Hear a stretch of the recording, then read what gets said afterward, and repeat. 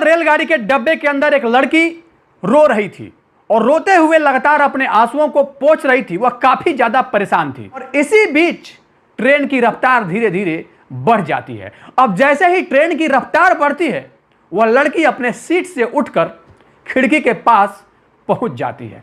दरअसल वो लड़की उस ट्रेन से कूदना चाहती थी। अब जैसे ही वो लड़की चलती ट्रेन से कूदने की कोशिश की, पीछे खड़ा एक लड़के ने उसका हाथ पकड़ लिया।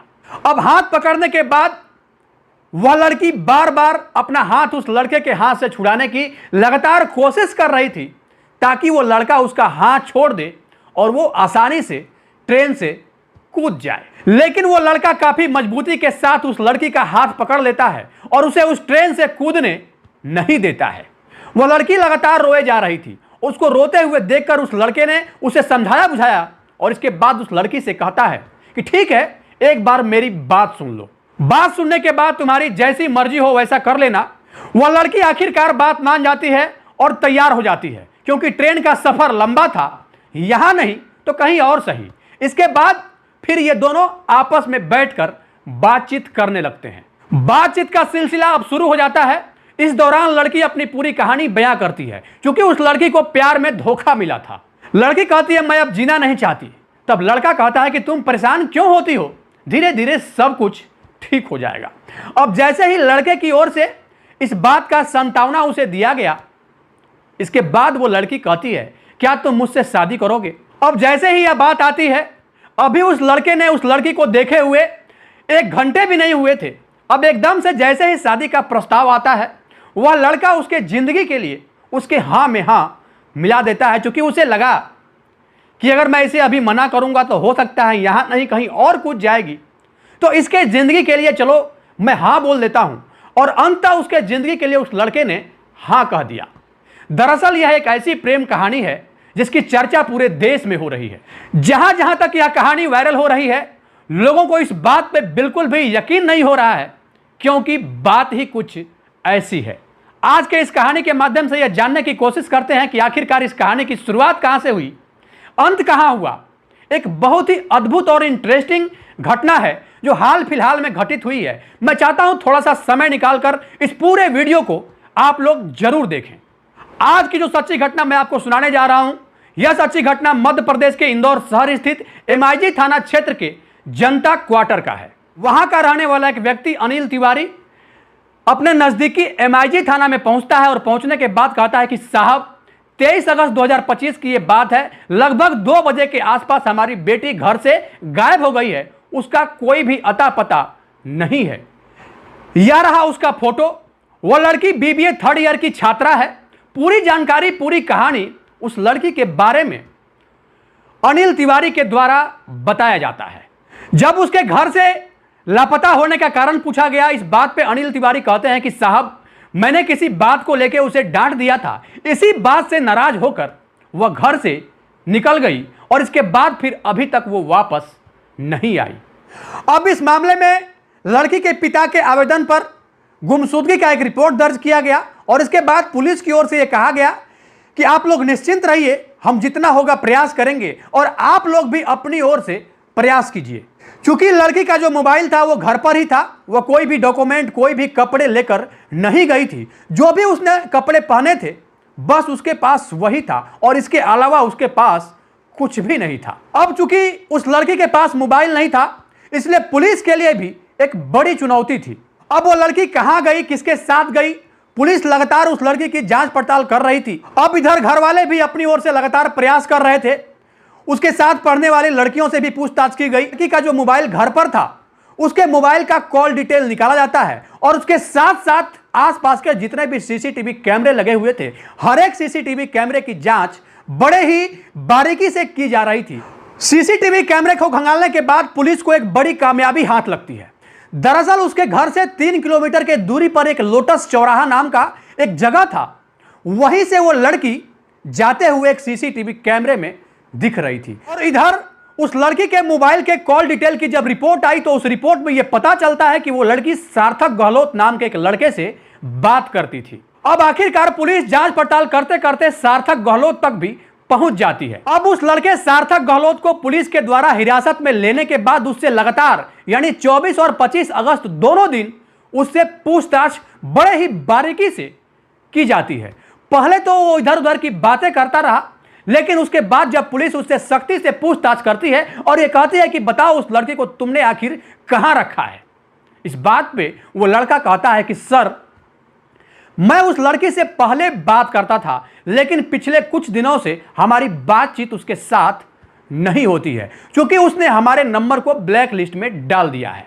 दरअसल जो लड़की गुम हुई थी उसका नाम श्रद्धा तिवारी था और जो उसके पिता थे अनिल तिवारी थे, और श्रद्धा से ही सार्थक गहलोत की बातचीत होती थी। वो लड़का इसी बात पे अड़ा रहा और वो बार बार कहता रहा कि साहब, मेरा कोई दोस्त नहीं है, मुझे कुछ भी पता नहीं है वो लड़की कहां है और कहां नहीं है, क्योंकि पिछले कुछ दिनों से उससे हमारी बातचीत नहीं होती है। पुलिस को इधर जब कुछ भी सफलता नहीं मिला, तब लड़की के पिता अनिल तिवारी एक पंडित के पास जाते हैं और उसके पास जाने के बाद कहते हैं कि बाबा, हमारी लड़की घर से लापता हो गई है, वो कहां है इस बात का कोई भी खबर मुझे अभी तक नहीं है, प्लीज कुछ ऐसा कीजिए कि हमारी बेटी घर पर आ जाए। इस बात पे वो पंडित जी कहते हैं कि तुम अपनी बेटी का तस्वीर उल्टा अपने घर के गेट पे टांग दो, कुछ ही समय बाद तुम्हारी बेटी तुम्हारे घर आ जाएगी।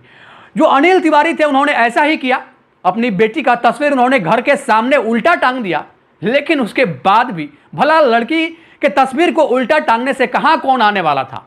पूरी तरीके से जब उन्हें असफलता हाथ लगी, इसी बीच एक दिन वो लड़की श्रद्धा तिवारी अपने पापा अनिल तिवारी को फोन करती है और फोन करने के बाद कहती है कि पापा, मुझे 500 रुपए चाहिए, मैं पूरी तरीके से भूखी हूं, मुझे भूख लगा है। अब इतना सुनते ही जो लड़की के पिता थे वो कहते हैं कि बेटी, 500 क्या, मैं जितना पैसा मैंने जीवन में कमाया है वो सारा पैसा तुम्हें दे दूंगा, तुम जो चाहोगी मैं तुम्हारे लिए वो करूंगा, प्लीज तुम घर आ जाओ। लेकिन फिलहाल उस लड़की को पैसे की जरूरत थी, वह ऑनलाइन माध्यम से जो भी पेमेंट का डिटेल दिया गया था उस पर ये 500 रुपए भेजते हैं और उसके बाद वो लड़की वहां पे खाना वाना खाती है। 28 अगस्त 2025 को उस लड़की श्रद्धा तिवारी का फोन अपने पापा के पास आया था और 29 अगस्त 2025 को वो लड़की श्रद्धा तिवारी करणदीप नाम के एक लड़के के साथ अपने नजदीकी MIG थाना पहुंच जाती है। और जैसे ही वहां पहुंचती है, जो वहां के थानेदार थे वो लड़के के पिता को कॉल करते हैं और कहते हैं कि आपकी बेटी अब एक लड़के के साथ यहां पर आई है, आप फौरन थाने आइए। अब जो अनिल तिवारी थे, अनिल तिवारी के साथ साथ घर के अन्य सदस्य भी वहां पर पहुंच जाते हैं और पहुंचने के बाद देखते हैं कि हमारी बेटी एक लड़के के साथ यहां पर थाने में बैठी हुई है। 24 वर्षीय करणदीप के बारे में यह बताया जाता है कि वो पेशे से इलेक्ट्रीशियन है, एक तरह से उसे मजदूर कह सकते हैं। लेकिन वही दूसरी ओर जो लड़की श्रद्धा थी वो काफी पढ़ी लिखी थी, सुंदर थी, उसके घर वाले भी पढ़े लिखे थे, इकोनॉमिक स्थिति भी श्रद्धा की काफी ज्यादा स्ट्रांग थी, सब कुछ ठीक ठाक था।